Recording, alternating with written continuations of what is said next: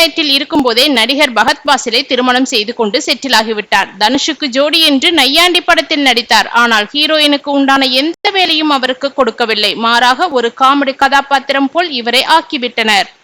சிம்ரன் இதுவரை நடித்துக் கொண்டிருக்கும் சிம்ரன் தன்னுடைய கரியரில் தப்பான செலக்ஷன் என்றால் அது பார்த்தேன் ரசித்தேன் படம்தான் என்று பல பேட்டிகளில் கூறியுள்ளார்.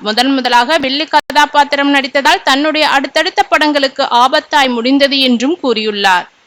சூர்யா மற்றும் அசின் நடித்த கஜினி படத்தில் செகண்ட் ஹீரோயினாக நடித்திருந்தார் நயன்தாரா. படத்தில் இவருக்கு முக்கியமான கதாபாத்திரம் என்று சொல்லி இவரை ஏமாற்றி விட்டார்கள். அதன் பிறகு இவரை பல தயாரிப்பாளர்கள் நிராகரித்து விட்டனர். ஆர்.கே. சுரேஷ் நஸ்ரியா நடித்த பில்லா பண்டி படத்தில் ஹீரோயினாக நடித்திருந்தார். இவர் ஒரு ஹீரோயினாக பாட்டி இருந்தார். அது அவருக்கு அடுத்தடுத்த படங்களில் வாய்ப்புகளை மட்டுமே பெற்றுத்தந்தது. இந்த படத்தில் நடித்ததுக்கு வருத்தப்பட்டு வருகிறார்.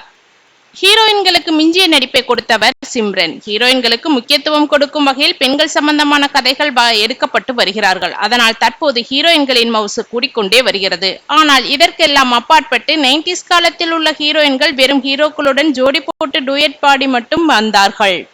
அப்படிப்பட்ட சமயத்தில் தனித்துவமான நடிப்பால் நடனத்தை வைத்து பார்ப்பவர்களை கொள்ளையடித்தவர் நடிகை சிம்ரன். அதனால் ஹீரோக்களை விட சிம்ரனின் நடிப்பு ரொம்ப தூக்கலாக இருக்கும். அப்படி இவருடைய நடத்தில் மறக்க முடியாத எத்தனையோ ஹிட் படங்கள் இருக்கிறது. அதில் சூப்பர் ஹிட் படமான 6 படங்கள் உள்ளது.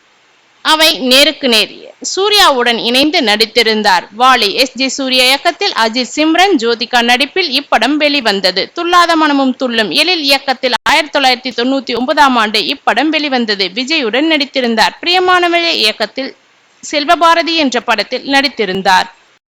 வாரணம் ஆயிரம் படத்தில் கௌதம் மேனன் இயக்கத்தில் 2008ஆம் ஆண்டு சூர்யா, சமீரா மற்றும் சிம்ரன் நடிப்பில் வாரணம் ஆயிரம் திரைப்படம் வெளிவந்தது. இதில் சிம்ரன் அம்மா கேரக்டரில் நடித்திருந்தாலும் இவருக்கு கொடுக்கப்பட்டிருந்த கதாபாத்திரத்தை கச்சிதமாக இருக்கு என்று சொல்லும் அளவிற்கு தனித்துவமான நடிப்பை கொடுத்திருந்தார். இவர் நடிப்பில் வெளிவந்த படங்களை பற்றி சொல்லிக் கொண்டே போகலாம். அத்தனை திறமையுள்ள சிம்ரன் இன்று 48வது பிறந்த நாளை குடும்பத்துடன் கொண்டாடி வருகிறார்.